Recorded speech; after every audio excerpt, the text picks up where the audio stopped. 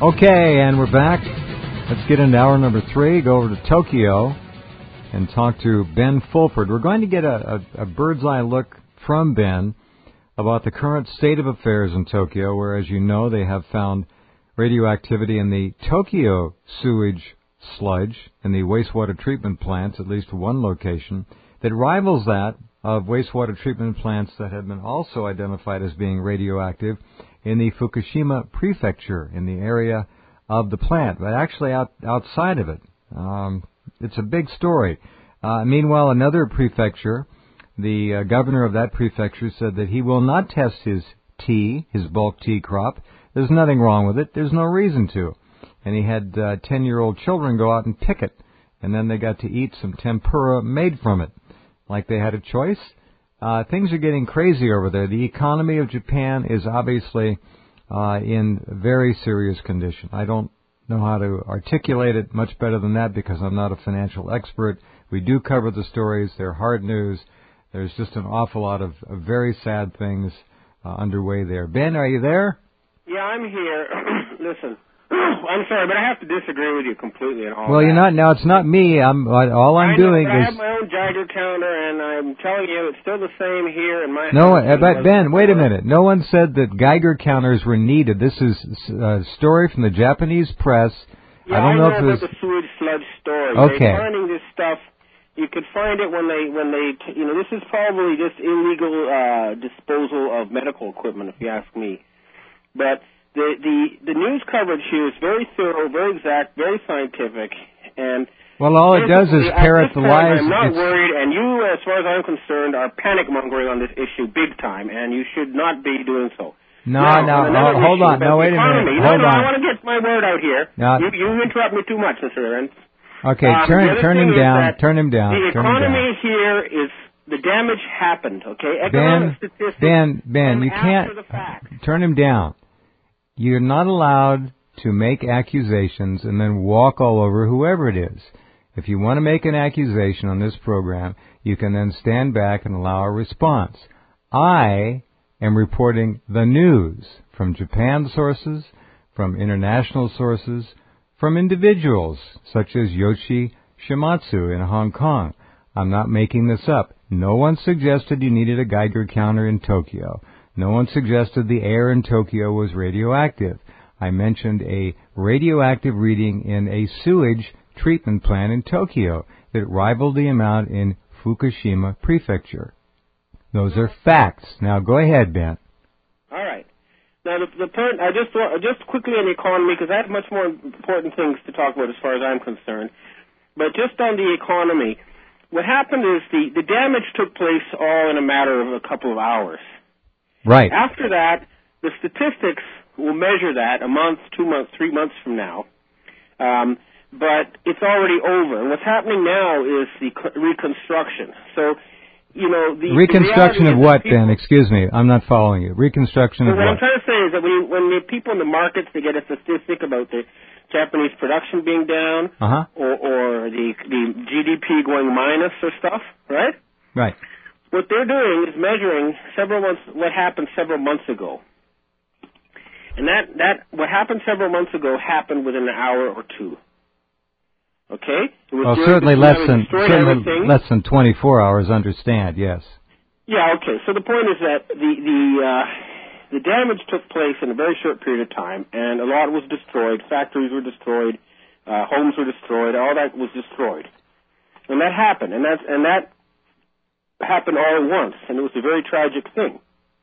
But from the economic point of view, when you look at statistics now, and you think, oh, Japan's economy is in trouble, then you're missing the reality, which is the trouble ended in a 24-hour period, and what happens now is the reconstruction. What that means is they're going to have to build lots of houses. They're going to have to fill those houses with appliances. They're going to have to build new roads. They're going to have to rebuild factories.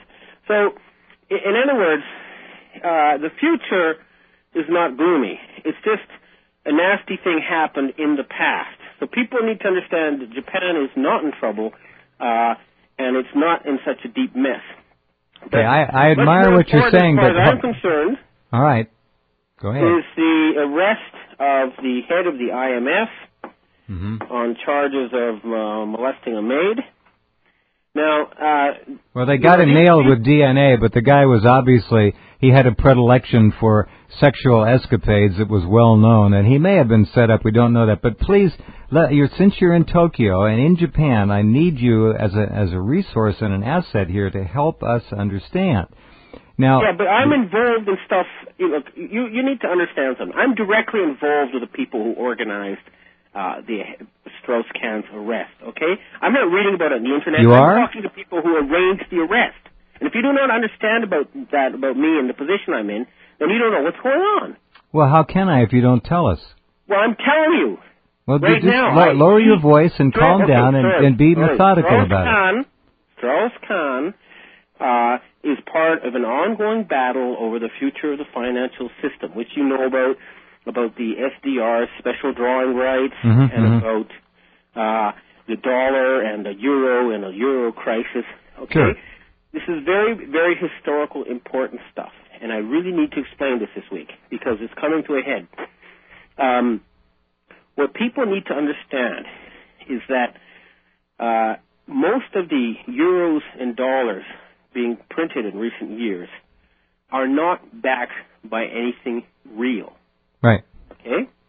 And that means that if you look at the old cartoons, the Road Runner sort of, or the coyote in midair who's still running and doesn't realize that there's nothing under him. Right.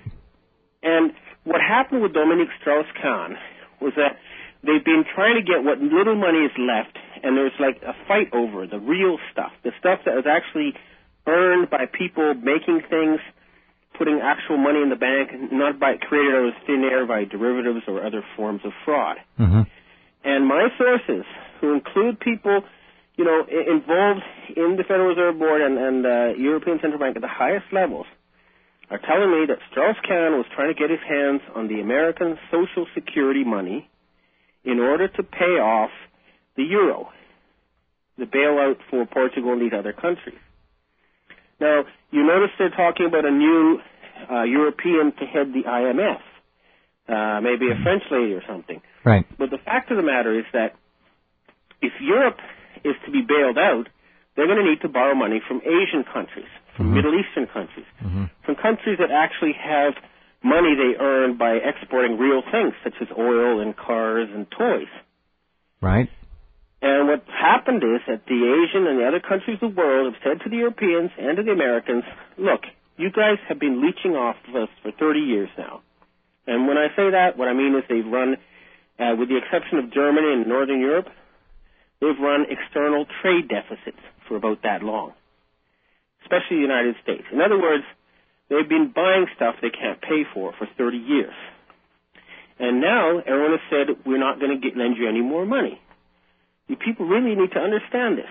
So when you talk about a Greek crisis or a Portuguese crisis, it's not a crisis of, some weird financial thing. The fact of the matter is these people have been spending more than they earned, and now they're asking their northern cousins to bail them out. Right. And the northern cousins don't have enough money to bail them out. That's true. And the Asians aren't going to bail them out.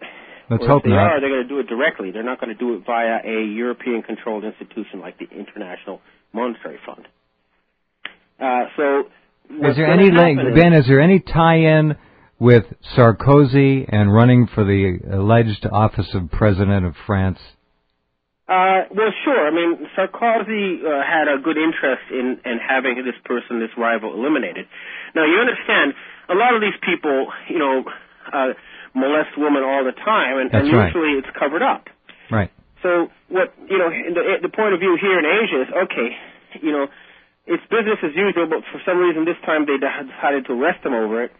There must be a power struggle. Well, I said that, and I'm sure you did immediately. Why are they letting him swing in the wind? They could have gotten this taken care of. They shouldn't have arrested him on the plane. The plane takes off. It's, no big deal. Because You're right. There's a high-level battle taking place over the control of the financial system, and he was a victim. And there's going to be a lot more victims coming up. And this is the thing, you see, what's happened is that there's been very, very large-scale, high-level fraud involving very, very famous people and we're talking hundreds or thousands of people.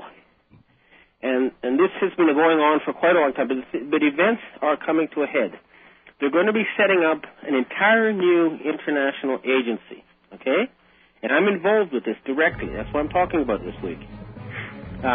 It's going to be an international economic planning agency. And what this new agency is going to do, first of all, it's going to be controlled by the people who actually put up the money, which is not the case with the IMF right now. Asians and the Middle Easterners and whatever put up the money, and people like little tiny European countries like Belgium get to decide how to spend it. Do we have a name for this new organization? Well, I guess unless we can come up with something better. Right now, the working title is International Economic Planning Agency, IEPA. Okay. All right. Hold on just a second, Ben. We've got to pause. Take a break. Come right back with Ben Fulford in Tokyo, getting another look at the IMF issue and the behind-the-scenes war over what they call big money. Back in a minute.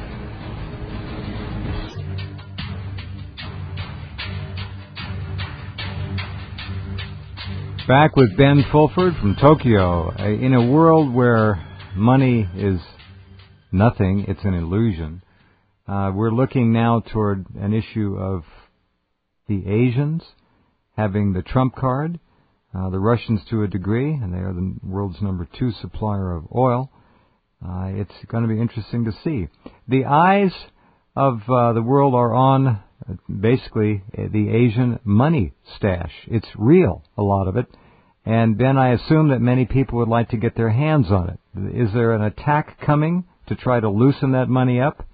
Well, the attack, again, I know you don't necessarily follow this, but the attack to try to loosen it up was the tsunami. And if you go through a newspaper archive, you'll find headlines in the New York Times, Los Angeles Times. I have 20 articles in Japanese papers talking about earthquake weapons. And I have direct intelligence from whistleblowers at different levels who are telling me that they stole 4 nuclear weapons from the submarine Kursk, okay, that sank off the Baltic.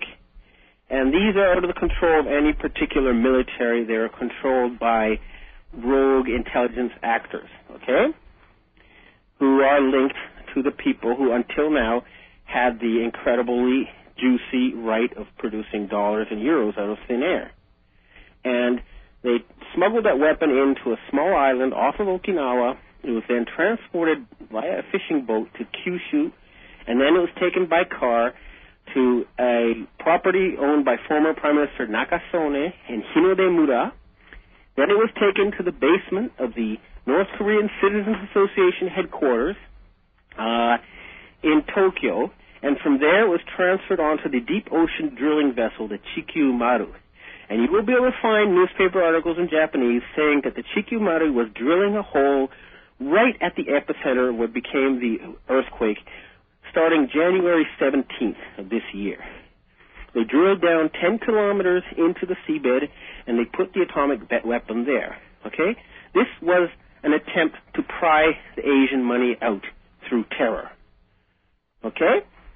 And we have enough proof that people in the military, the people in intelligence agencies know this, okay?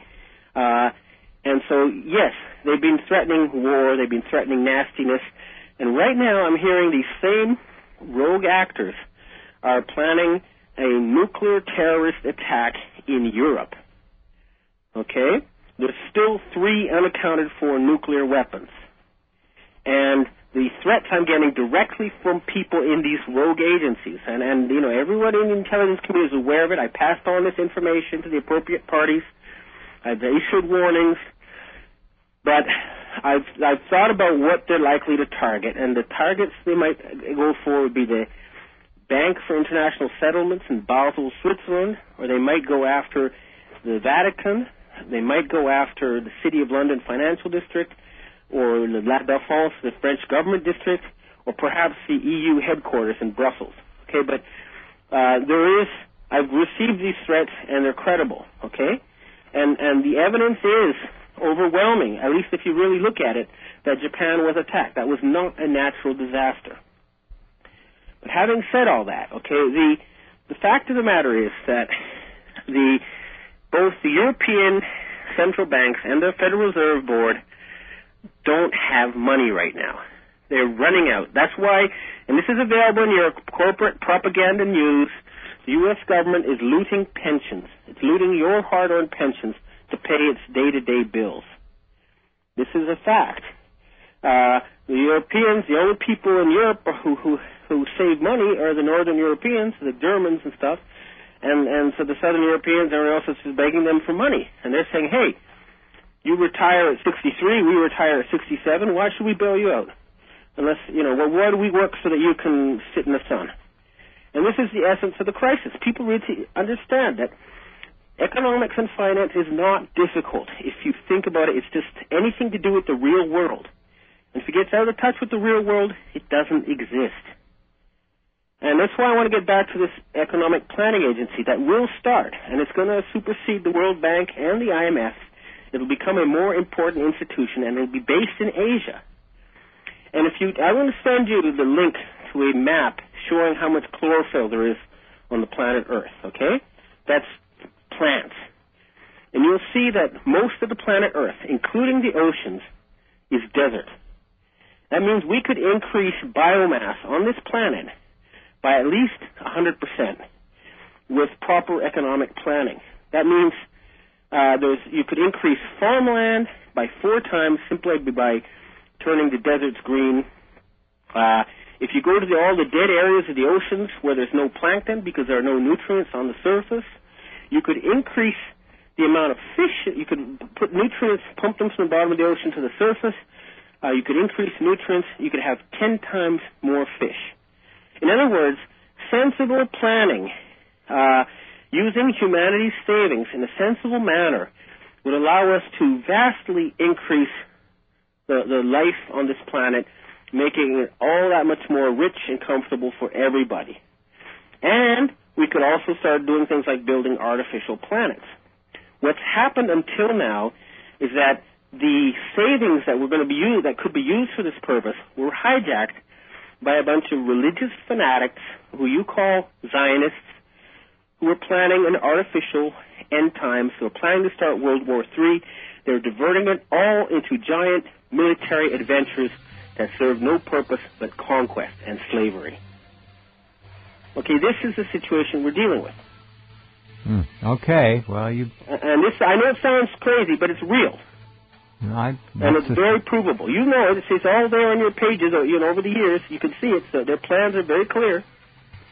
Their plans to start wars and kill people and profit from it are legendary, and we know that to be a fact. So hang on. We got to take a break just a second. Yeah. Be right back in just a few minutes on this Wednesday. Amazing. Wednesday night, the last Wednesday of May already. Okay, hang on. Be back in a minute.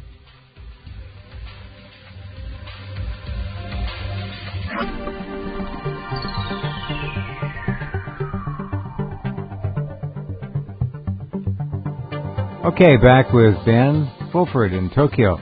The story yesterday that they have to move another 70,000 people away from that wrecked plant. In addition to all the others that they've had to move so far, they're living in shelters. Oh my God, what are they going to do with these poor people? Well, they're going to have to find new homes for them. And that's going to happen. And again, I want to emphasize that there was several housing companies here in Japan that their stock prices rose dramatically in the months prior to the tsunami, like New Japan House and Misawa Home. In other words, in a country where you have a declining population, 3 million empty homes, there's no reason for home price builders' stock to rise suddenly 1 month before a tsunami that no one supposedly predicted, unless they had inside knowledge. But they will be building houses now, lots of them, and they'll be making lots of money. And you have to ask yourself, who owns these shares? Who bought them? When did they buy them? Why did they buy them? and you'll find the investigative trail leads to certain prosecutors in the Tokyo prosecutor's office. It leads to Senator J. Rockefeller. Okay, I'm willing to put that name out there because we have evidence. It leads to Democratic Party power broker Ichiro Ozawa. Okay, we have people. We have a list. We have intelligence of people who had inside knowledge previous to this tsunami. There was a conversation between Deputy Foreign Minister of the United States, or Secretary of State Kurt Campbell and Ozawa on March 9th, where Campbell told Ozawa, we will call off the prosecutors who are harassing you on bogus charges if you agree to keep the current ruling party in power. And we'll give you the rights to all the zeolite in Fukushima Prefecture. Zeolite, as you know, is used to clean up radioactive waste. This conversation took place on March 9th, 2 days before the tsunami and the attack. And the University of Tokyo detected anomalous, radioactive, microwave signals associated with HAARP prior to the tsunami, and they stopped immediately after the tsunami and earthquake. And our best intelligence tells us this was a deliberate attack involving a seabed atomic bomb and scalar magnetic weapons. Okay, and there's evidence is there. This is not some way out conspiracy stuff. If they want to sue us, we can prove it in court. That's why I guarantee you they won't. Because they know they're going to go to jail. They're not going to get away with this. If they asked your team to describe and define scientifically what a scalar weapon is, how would they do it? Well, we would direct them to the treaties signed between the United States and the Soviet Union in the 1970s, which were widely publicized in places like the New York Times and all the other newspapers of the world. And we would direct them to the patents on HAARP that describe how the mechanisms work. Well, HAARP is not scalar. Well, HAARP is part of it. HAARP is actually I should actually not harp too much on HAARP because a lot of it is used as disinformation to get us off the real issue, which is essentially seabed nuclear weapons. And this we can prove very clearly and scientifically and in great detail. We even have whistleblowers who were involved in the smuggling of the atomic bomb into Japan. They weren't involved in the actual placing it on the seabed or setting it off, but they were drug smugglers who brought that in with their stuff, okay? And they told us about this. We have their names. They're willing to testify. They're in hiding right now. Where will we can get them to court. Where will they testify, Ben, if they can? Well, that's the problem, isn't it? When you have the international criminal court controlled by these people, you're dealing with guys who have been above the law for so long, they thought they could get away with anything forever. And we know who we're talking about. We're talking about Henry Kissinger. We're talking about George Bush Sr. We're talking about David Rockefeller. We're talking about Jay Rockefeller. All of these guys. We know who they are, and they thought that they could get away with this sort of stuff forever. Mass murder, invading countries, massacring civilians, starting wars, and, all of this international criminal activity at the highest level. They thought they could get away with it forever.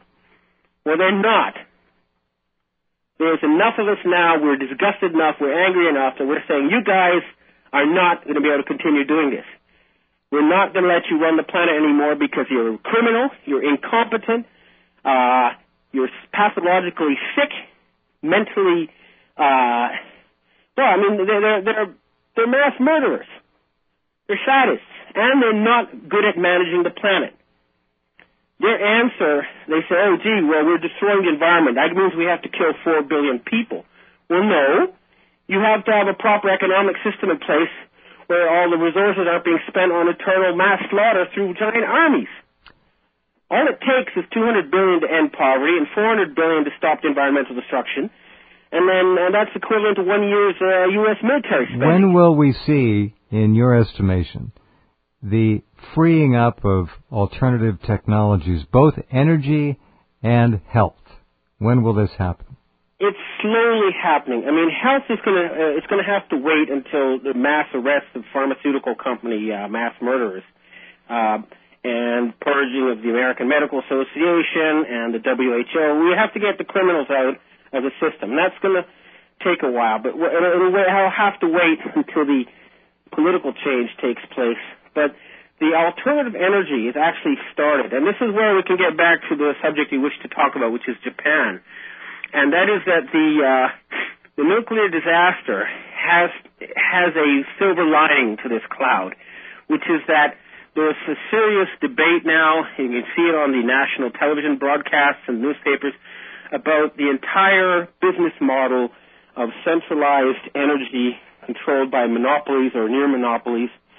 And there's serious talk of a very clever entrepreneur, Masayoshi Son, who bought Yahoo and was always in the business press. He's thinking of taking over Tokyo Electric Power. If he takes over TEPCO, is there a substantial move there to shut down 55 nuclear power plants? Well, yeah, it would mean replacing them with solar energy and all that other stuff over time. I mean, is there a substantial move in the Parliament? Yeah, no, this is discussed. He's openly proposed, giant solar farms, for example, in tsunami-stricken region to replace the nuclear power plants. The other thing is, that the business model that actually would work right now is, how they give you like a mobile phone for like $1 or something? Sure. It's not really $1. What happens is you pay for it over in installments. That's right. You could do the same. You could give everybody a free solar panel, right? And you could say, all right, now from now on you pay us your electricity bill instead of the electricity company.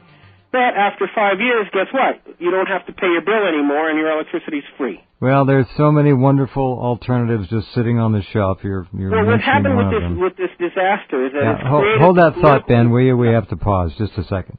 We'll be right back with more in just a minute. Drugs that only...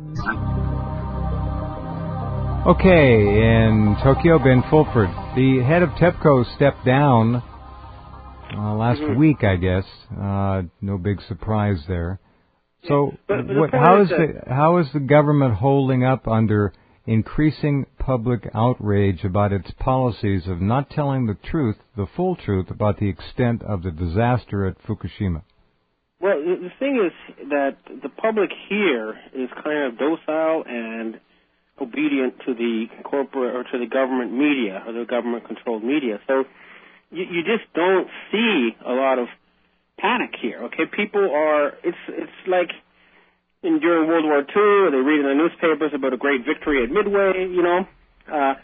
So I can honestly say there's not a lot of anger here among the people. So you're saying that the media is covering this up to the extent that the people really don't have a good grip on the dynamics involved? Well, the media is putting it out in a rather calm manner based on facts, and they do report a lot about it, but they put a positive spin on it, and there's a general, people have to go on with their lives, and they're not in a state of fear or panic, which is what I believe was the desired result of this attack. I think what I was suggesting is that they're beginning to show anger. I don't know how widespread it is, but the government has raised the annual millisievert allowable limits for children to 20 a year, which is way over the limit, and the people are not happy about that. So I'm wondering how much anger there is.